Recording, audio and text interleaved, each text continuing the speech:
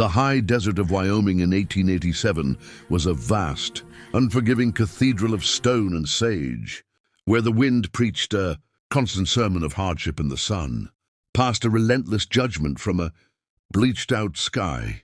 It was here, in a shallow valley the Ute called Povitupi, the valley of the dry river, that Elias Thorne had carved out his kingdom. The Rocking T Ranch was not an empire of grandeur, but one of grit. 100 head of stubborn longhorns, a modest cabin of peeled pine logs, and a well that tasted faintly of alkali.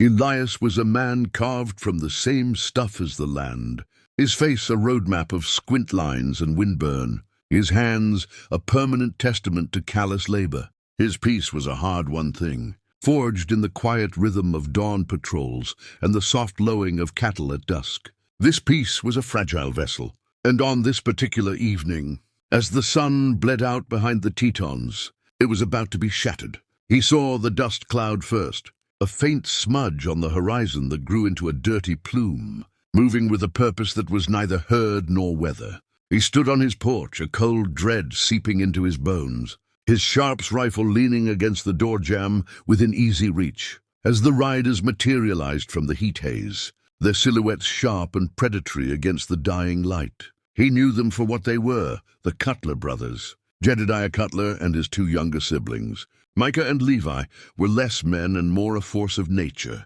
a roaming plague of avarice and violence. They had been drifting from territory to territory, their reputation a foul stench that preceded them, a trail of burned homesteads and unmarked graves. They reined in their lathered horses before Elias's cabin, not with a friendly greeting, but with a predatory stillness. Jedediah, the eldest, was a giant of a man, with a beard like a thorn, bush and eyes that held no more warmth than a double-barreled shotgun. "Thorne," he grunted, his voice like gravel grinding under a boot heel.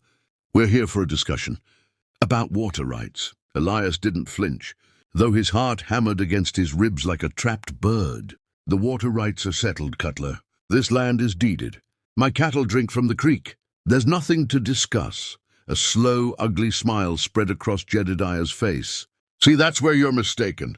The law back east don't mean a thing out here. Out here, the law is what a man can hold. And we aim to hold this valley." The confrontation was a tense, silent standoff, a duel of wills fought with narrowed eyes and set jaws. Elias knew he was outgunned and outmanned.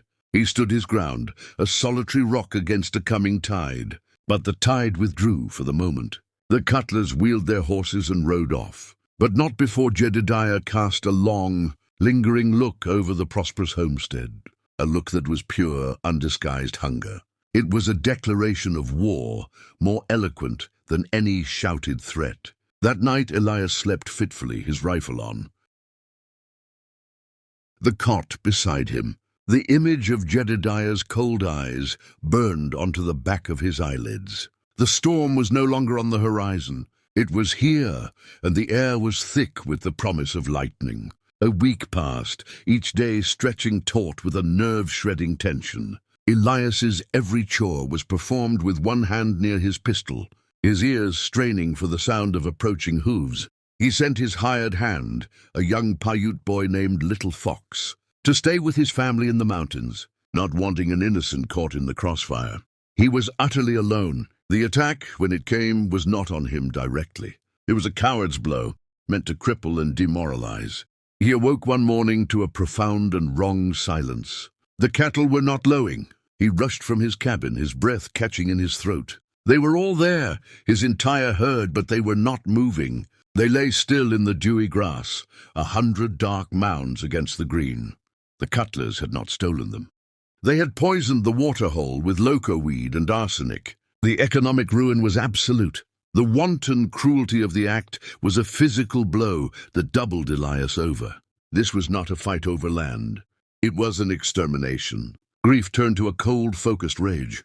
He spent the day digging a mass grave, his shovel biting into the earth with a rhythmic, furious finality. As he worked, he formulated a plan not of defense, but of eradication. The law was 1,000 miles away. Here there was only the oldest law of all, tooth and claw. He would not wait for the next blow. He would take the fight to them. He cleaned his sharps until it gleamed, honed his skinning knife to a razor's edge, and prepared his soul for the darkness to come. The rancher was gone. In his place was an instrument of vengeance. The Cutler brothers. Camp was nestled in a box canyon, a hard day's ride to the south, a place known to the local tribes as a spot where evil spirits gathered. Elias Thorne moved through the moon-scrubbed night, not as a man, but as a phantom, a whisper of denim and wrath. The scent of juniper and cold stone filled his nostrils, but all he could smell was the memory of his dead cattle. He left his horse a mile out and covered the remaining ground on foot, his movements fluid and silent, a skill learned from a lifetime of hunting and from the patient teachings of Little Fox's people. From a high ridge overlooking the canyon, he watched them through his spyglass. They were celebrating, their fire a blasphemous orange eye in the sacred darkness. He could hear their rough laughter echoing off the canyon walls, see the glint of a whiskey bottle being passed around.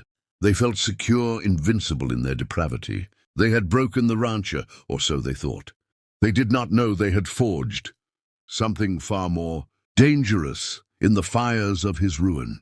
Elias's plan was simple, brutal, and medieval. He would lay a siege of one. He found the narrow mouth of the canyon, the only easy way in or out, and with a quiet, methodical patience, he began to build a cairn, not of stone, but of grim purpose. From his pack, he took the first of the spoils he had come to harvest. It was Micah Cutler, the youngest, who had drawn the short straw for first watch. He was leaning against a rock, humming a tuneless ditty, when Elias's arm locked around his throat from behind. There was a brief, muffled struggle, a sickening crunch, and then silence. Elias dragged the body into the shadows and proceeded with his grisly work. He did not simply kill. He made a statement.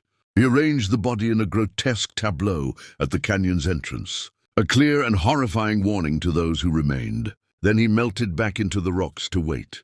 The first scream that ripped through the pre-dawn air was Levi's, when he stumbled out to relieve his brother and found him instead. The sound was not one of grief, but of pure, undiluted terror. The laughter in the camp died instantly, replaced by panicked shouts and the metallic cocking of rifle hammers. Jedediah Cutler, for all his brutality, was not a fool. He understood the message. This was not a straightforward gunfight. It was a hunt, and they were the prey. The vast, open landscape that had once been their playground had now become a prison, its walls made of fear and its warden a ghost. Elias used the terrain as his ally. He fired a single shot from a concealed ledge, the report echoing like a thunderclap. The bullet didn't strike a man. It shattered the whiskey bottle in Levi's hand, spraying him with glass and liquor. It was a demonstration of skill, a psychological torment designed to fray their nerves to breaking point. Levi, unhinged by the constant, invisible pressure, made a desperate, suicidal dash for the horses. Elias's second shot was a mercy in its swiftness, catching him cleanly between the shoulder blades. He fell, a dark stain spreading across the dusty ground. Now only Jedediah remained. The giant of a man was reduced to a cornered animal, screaming curses into the empty rocks, firing his pistol at shadows. "Show yourself, Thorne. Face me like a man, you yellow-bellied snake." His voice cracked with a desperation that was pathetic to hear. Elias finally obliged. He stepped out into the open at the far end of the canyon, standing tall and silent in the first light of dawn. He did not speak. He simply stared at the broken man before him, his expression one of cold, pitiless finality. Jedediah, seeing his own death reflected in those eyes, felt a primal fear he had never known. He fumbled as he tried to reload his pistol, his massive hands suddenly clumsy. It was then that Elias closed the distance, not with a rifle, but with the skinning knife. What followed was not a duel, but an execution, a short, brutal affair that was as much a part of the wild as the coyote and the eagle. When it was over, Elias stood breathing heavily, the crimson evidence of his vengeance dripping from his blade.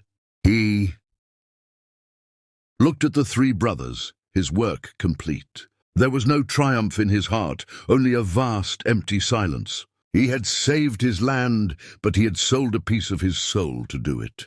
He walked out of the canyon as the sun finally crested the ridges, its light failing to warm the chill that had settled deep within his bones. He was a rancher no more. He was a story, a dark legend that would be whispered around campfires for generations to come. A stark reminder that in the West, justice was often a bloody and personal harvest. If you were captivated by this tale of grim justice on the American frontier, a story where the line between man and monster was blurred by fire and blood, then you cannot afford to miss what we have in store for you. The West was built on such legends, and our channel is the gateway to them all. We unearth the forgotten truths, the whispered myths, and the brutal realities of a time when life was cheap and honor was paid for in lead. Subscribe now and ring the notification bell, because our next story delves into the mystery of the Phantom Rifleman of the Oregon Trail, a spectral guardian who protected wagon trains from a fate worse than death. Join our community of history and storytelling enthusiasts. Your next frontier adventure is just one click away.